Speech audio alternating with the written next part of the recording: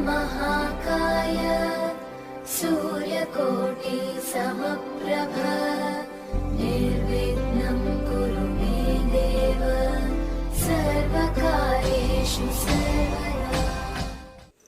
Stalinism and Collectivism. The period of the early planned economy was linked to the disasters of the collectivization of agriculture.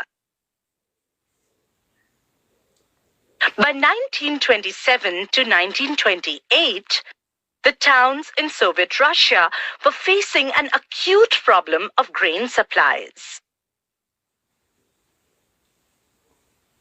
The government fixed prices at which grain must be sold,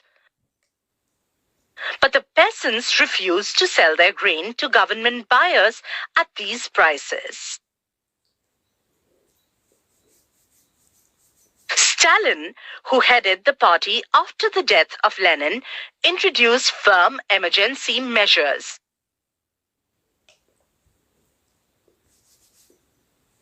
He believed that rich peasants and traders in the countryside were holding stocks in the hope of higher prices.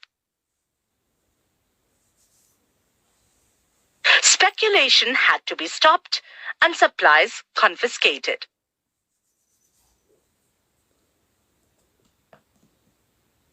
In 1928, party members toured the grain-producing areas, supervising enforced grain collections, and raided kulaks, the name for well-to-do peasants.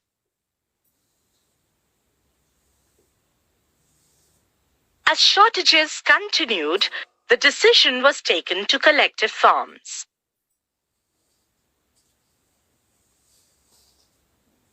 It was argued that grain shortages were partly due to the small size of holdings.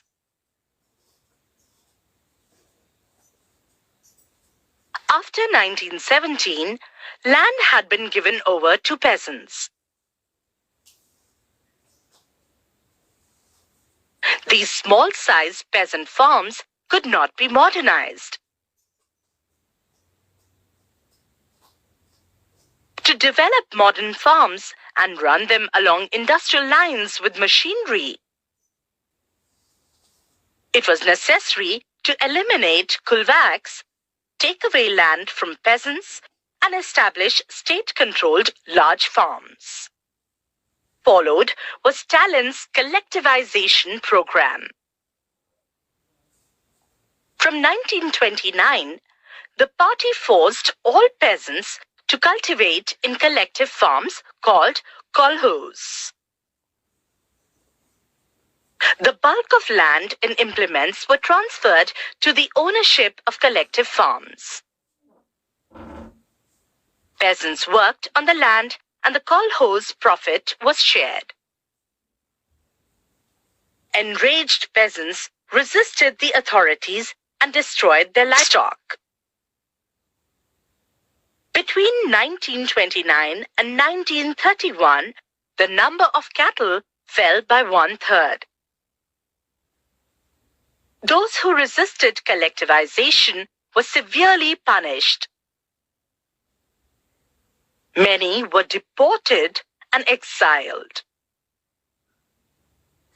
As they resisted collectivization, peasants argued that they were not rich and they were not against socialism. They merely did not want to work in collective farms for a variety of reasons. Stalin's government allowed some independent cultivation but treated such cultivators unsympathetically. In spite of collectivization, production did not increase immediately.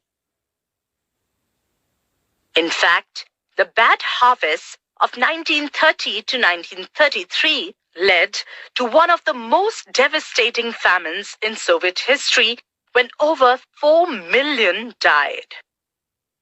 Many within the party criticized the confusion in industrial production under the planned economy and the consequences of collectivization.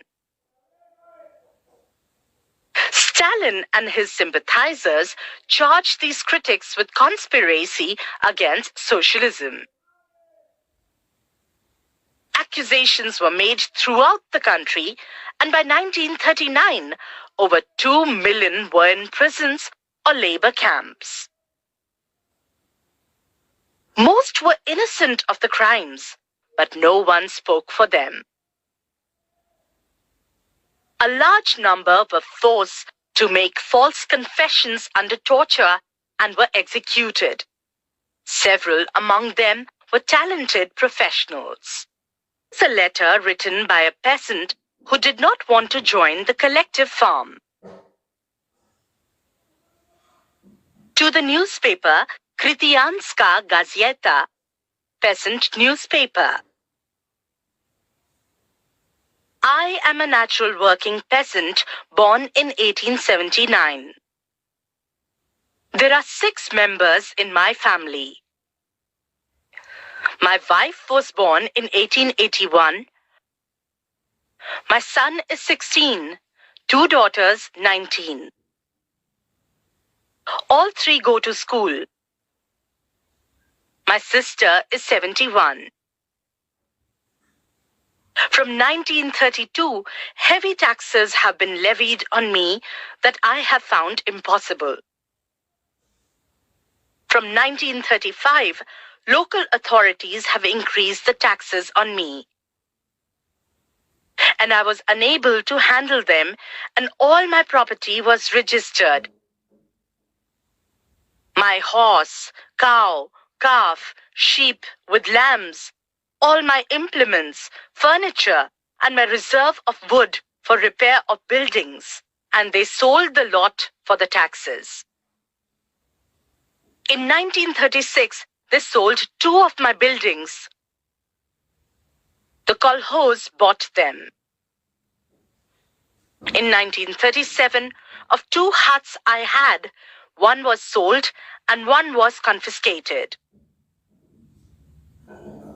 Afancy Dedorovich Frebnev, an independent cultivator.